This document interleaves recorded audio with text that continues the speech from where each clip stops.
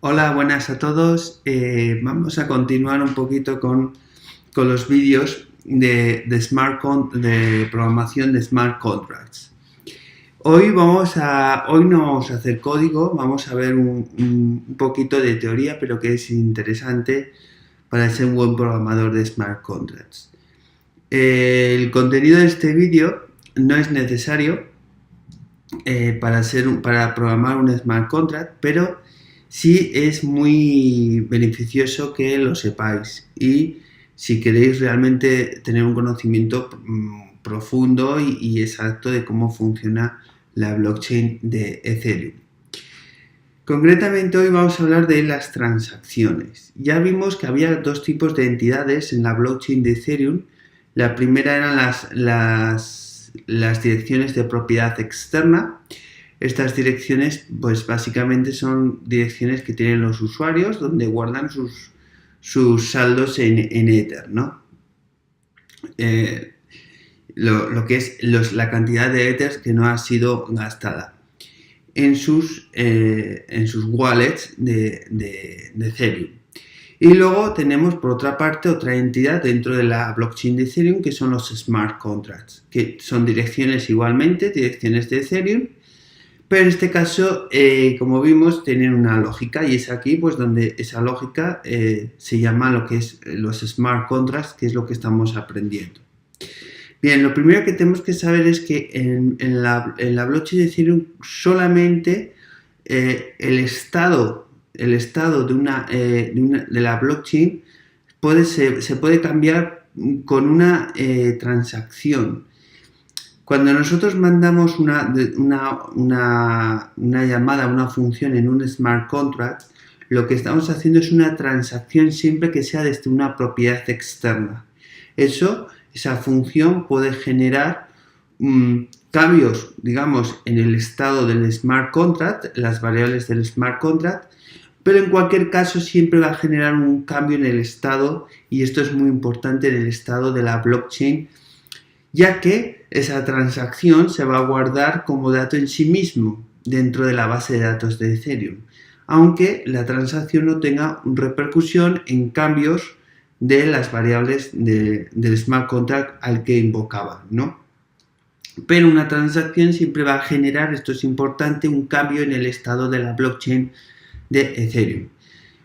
Sin embargo, un contrato puede llamar a otra función de otro contrato, pero como ya os comenté en vídeos anteriores, para que un contrato pueda llamar a otro contrato, a la función de otro contrato, necesita previamente de que a ese contrato alguien con una propiedad externa le haya realizado una transacción, haya llamado a una de sus funciones. Es decir, que en último plano siempre hay una transacción cuando se producen llamadas a smart contracts. Puede que una llamada de un smart contract haya sido generada por otro smart contract, y así sucesivamente podremos encadenar incluso llamadas dentro de smart contracts, pero siempre al final de la cadena, y esto es muy importante, habrá una transacción de una propiedad externa, que es la que ha iniciado todo el proceso en el cambio del estado de la blockchain. Por tanto, cuando un smart contract llama a un smart contract, no le llamamos transacción, se llama, si lo decimos en el lenguaje más estricto y digamos correcto de lo que es la blockchain de Ethereum, estaríamos hablando de un mensaje, no de una transacción. Aunque sí es cierto que muchas personas, muchos desarrolladores de blockchain, le llaman transacciones internas, y cuando es invocado a las transacciones normales de propiedad externa, en ocasiones transacciones externas. Pero tenéis que quedaros que la nomenclatura correcta sería una transacción desde una propiedad externa, y un mensaje cuando un smart contract es llamado por otro smart contract. ¿Qué ocurre? Que la propiedad externa puede hacer tanto una transacción a un smart contract como a una propiedad externa. Por ejemplo, si yo mando Ethers a un amigo mío, estoy haciendo de propiedad externa a propiedad externa. Sin embargo, si yo invoco una función de un smart contract que haya en Ethereum, entonces estaré mandando una transacción a un smart contract. Los mensajes siempre serán de smart contract a smart contract. Bien, entonces, importante también que os quede muy claro es que siempre que se produce una transacción se cambia el estado de la blockchain de Ethereum. Siempre. ¿Por qué? Porque puede que esa transacción no tenga efectos secundarios en el estado de un smart contract, en las variables globales de un smart contract. Puede que simplemente se llame una función que no genere ningún cambio en esas variables. Sería totalmente lícito y perfecto. Pero en sí ya la transacción se guarda como un dato más dentro de la blockchain general, global de Ethereum. Mientras que un mensaje no se guarda. Un mensaje no es una transacción y por tanto no se guarda. Solamente generará cambios en la blockchain en general si a la función que llaman el otro contrato inteligente genera cambios en los valores de sus variables globales. Como cambia el estado del contrato, al final acaba cambiando todo el estado de la blockchain. Pero no tiene por qué hacerlo. Estos son conceptos básicos que debemos entender. ¿Y de qué está compuesta una transacción? Una transacción está compuesta, aquí hemos visto, bueno, aquí lo habéis visto, ¿no? Un poco lo que eran los gráficos que os he estado explicando hasta ahora, pero ahora os quiero explicar unas cuestiones de una transacción. Una transacción, ¿de qué está construida? ¿No? Pues es un array que básicamente contiene el destinatario, que es la dirección de la propiedad externa o del smart contract, porque claro, tenemos que dirigirnos a o bien mandar dinero o bien ejecutar una función de un smart contract, ¿no? O mandar dinero a una propiedad externa. También se puede mandar dinero a un smart contract. Dinero me refiero a Ethers. El valor, que es la cantidad de Ethers, si lo hubiese, puede estar con valor 0. Si yo puedo invocar una función en un smart contract que no requiera de mandar ninguna cantidad de Ethers, o si podría hacer una transferencia de Ethers a un amigo, entonces este tendría un valor, o podría comprar billetes, tickets de un concierto en un smart contract y entonces esto también tendría valor. El valor puede ser 0 o no, dependiendo del tipo de lo que queramos hacer. El destinatario ya sabemos, las address de smart contract o de propiedad o de usuario de propiedad externa. Los datos, esto solamente tiene información cuando mandamos a un smart contract, invocamos la función de un smart contract. Porque aquí es de donde se codifica a bajo nivel qué función se va a llamar. Claro, un smart contract no basta con decir en destinatario qué smart contract estamos llamando, porque tiene muchos métodos, tiene funciones, puede tener muchas funciones.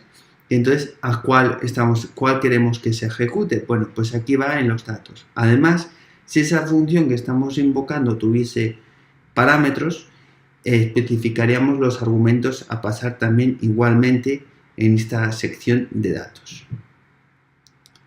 Eso igual en vídeos, no igual en esta lista de producción, sino en esta lista que estamos hablando de programación de smart contracts, sino como un añadido fuera de esta lista. Haré otro vídeo de cómo se pueden ver exactamente cómo se codifica esta sección de datos. Pero bueno, eso es ya a bajo nivel. El límite de gas es pues cuánto está dispuesto en esta transacción, como máximo cuánto gas puede consumir esta transacción. Ya sabéis que si la transacción requiere por la capacidad de cómputo, por la cantidad de cómputo que requiere esa transacción, en la lógica, por ejemplo, de la llamada a una función, si excede el límite de gas, el límite necesario, por tanto, es superior al límite de gas establecido, lo que se hace es se revierte el estado de ese estado, del smart contract, se revierte, no se genera ningún efecto secundario sobre el smart contract y se pierde el gas. Por tanto, esto es algo que hay que siempre tener en cuenta. Luego, el precio del gas. El precio del gas es básicamente el límite. El gas es una unidad de medida un poco abstracta que básicamente está unida al cómputo. Por una determinada cantidad, unidad de cómputo, se consume una unidad de gas y entonces, sin embargo, esto hay que ponerle un precio, ¿no? Entonces a esa unidad se le pone un precio que es el precio gas y lo establece también el remitente de la transacción, estas dos variables, por igual, el límite y el precio. Esto tiene más consecuencias, ya veremos, pero estamos avanzando en conceptos importantes y un poquito más generales y poco a poco vamos a ir uniendo el puzzle. Luego tenemos knowns. Knowns, no confundirse con, por ejemplo, con esa prueba de dificultad, ¿no? Que en la minería, que básicamente knowns siempre lo entendemos como ese número que hay que acertar aleatoriamente para que cuadren las cosas, los hashes. No, en este caso knowns está haciendo referencia a una secuencia de transacciones por remitente. Para evitar la repetición de transacciones o la manipulación, yo puedo ejecutar ahora una transacción y acto seguido ejecuto otra transacción que de algún modo la anule. Entonces llega a un nodo y cuál ejecuta antes, ¿no? Esto knowns lo que hace es establecer un orden, un número secuencial que establece el orden de las transacciones por remitente. Es decir, si yo ahora mando una transacción, será la transacción 1. Si luego mando otra, será la transacción 2. Y la transacción 2 no podrá ejecutarse antes de que se haya ejecutado la transacción 1. Luego tenemos, como no, estamos hablando en blockchain, por tanto la firma criptográfica. Es decir, yo debo firmar con mi firma privada, encriptar con mi firma privada esta transacción de tal manera que me identifique como el remitente y me dé una autenticación. Esto ya, por ejemplo, en los vídeos sobre Bitcoin, tengo un vídeo que hablo de toda la criptografía pública o asimétrica. Ahí podéis, si veis ese vídeo, podéis claramente entender cómo funcionan lo que son las firmas criptográficas. Bien, por lo tanto, espero que este vídeo es muy corto, pero son conceptos generales para seguir un poco profundizando en lo que son los smart contracts y el funcionamiento en general de la blockchain de Ethereum. Tener en cuenta que son conceptos que si los tenemos claros y bueno, cada vez con la programación sobre esta blockchain los iremos teniendo más claros, pero son conceptos básicos que hay que entender poquito a poquito y por eso no siempre nos tenemos que parar a veces en vídeos que no son siempre de codificación, de programación de código, sino un poco conceptos más explicados de forma más sencilla, sin código, para que tengamos siempre una referencia en la cabeza de qué estamos hablando en cualquier momento.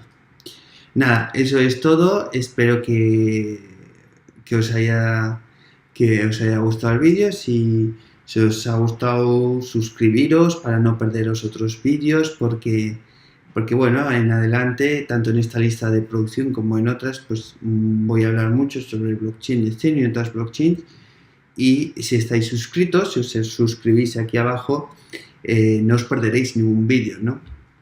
Y podréis estar un poco al día de toda la temática de blockchain. Nada, espero que tengáis buen día, muchas gracias a todos y espero veros pronto. Hasta luego.